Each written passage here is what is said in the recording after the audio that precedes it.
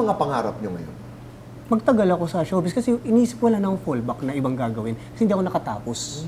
Parang iniisip ko ano yung pwedeng mag-sustain sa akin ng trabaho na ganitong lifestyle. Siyempre, Tito Boy, pangarap ko, huwag na bumalik sa dating buhay. Hindi man ikaw umangat na, ma-maintain na lang yung lifestyle mo, mapag-aral mo sa private school yung anak mo. Yes. Di ba? Ikaw, anong pangarap mo? Pangarap ko, siguro maging okay din yung misis ko, yung magiging family namin.